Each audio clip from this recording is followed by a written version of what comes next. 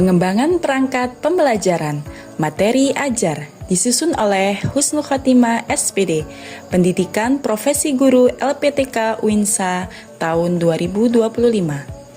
Identitas sekolah SDN Modongan. Kelas 4 semester ganjil. Materi pokok indahnya saling menghargai dalam keragaman.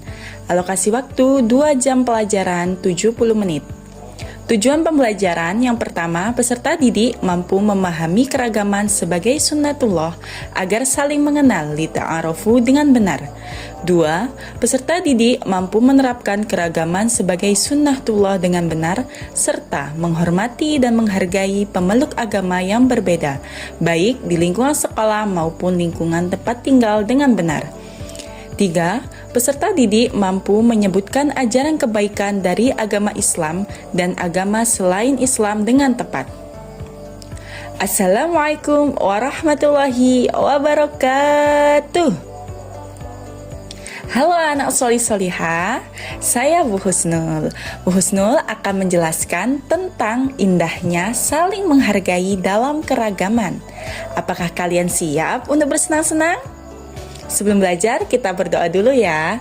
Bismillahirrahmanirrahim. Raditu billahi rabba wa bil islami dina wa bi Muhammadin nabiyya wa rasula. Rabbi zidni ilma warzuqni fahma. Amin ya rabbal alamin. Di video pembelajaran ini kita akan membahas tentang bab 3, yaitu indahnya saling menghargai dalam keragaman. Apa itu keragaman? Apakah anak solih-solihah tahu? Menurut Kamus Besar Bahasa Indonesia KBBI, keragaman berasal dari kata dasar ragam yang berarti macam atau jenis. Keragaman diartikan sebagai perihal beragam-ragam, bermacam-macam, dan berjenis-jenis.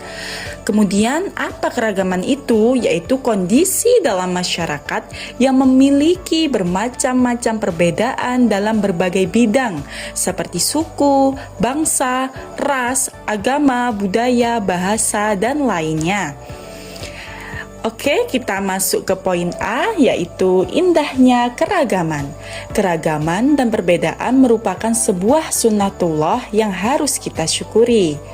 Apa itu sunnatullah? Ya, sunnatullah disebut juga sebagai hukum alam, yaitu hukum yang ditetapkan oleh Allah Subhanahu wa Ta'ala untuk mengatur penciptaan dan mekanisme alam semesta yang bersifat fitrah, tetap, dan otomatis. Keragaman sebagai sunnatullah ada berbagai ragam, diantaranya yaitu ragam bangsa, ragam suku, dan ragam agama. Ragam bangsa, ada beberapa bangsa besar hidup di negeri kita seperti Melayu, Arab, Cina, dan Eropa. Kemudian ada juga ragam suku. Indonesia juga memiliki banyak aneka ragam suku yang memiliki khas unik seperti pakaian, bahasa, makanan, adat, dan karakternya. Suku besar yang terkenal diantaranya ada suku Jawa, Sunda, Betawi, Dayak, Ambon, Bugis, Madura. Ada yang tahu lagi apa? Masih banyak ya. Kemudian ada juga ragam agama, di mana agama yang dianut oleh penduduk Indonesia ada 6. Apa saja? Yaitu ada Islam, Kristen, Katolik, Hindu, Buddha, Konghucu. Yuk kita lihat tempat ibadahnya agama Islam ada di masjid. Kemudian ada tempat ibadah agama Katolik dan Kristen ada di mana anak-anak?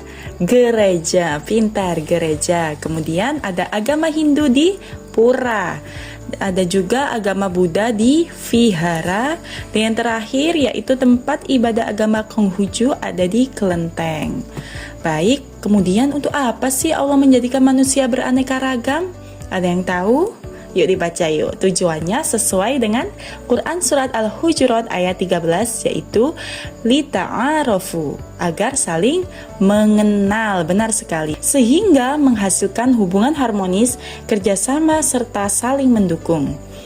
Kemudian bagaimana cara kita menyikapi keragaman? Yang pertama, Kemudian bagaimana cara menyikapi keragaman? Yang pertama yaitu berlaku ramah dengan orang yang berbeda suku, bangsa, budaya, agama dengan kita.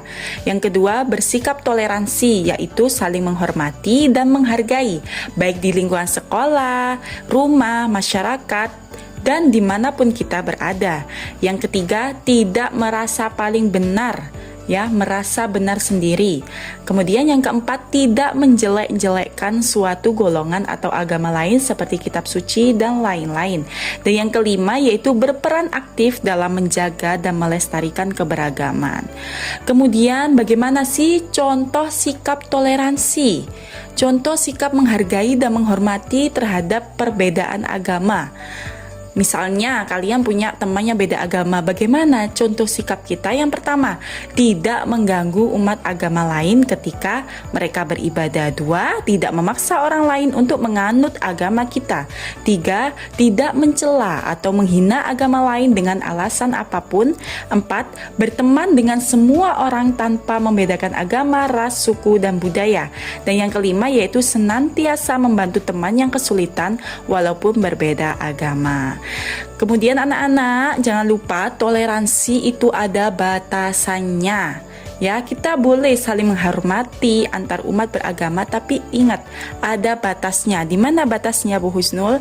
Batasnya yaitu jangan sampai mengorbankan prinsip-prinsip keyakinan atau akidah agama kita. Jadi kita tidak boleh toleransi dalam hal akidah.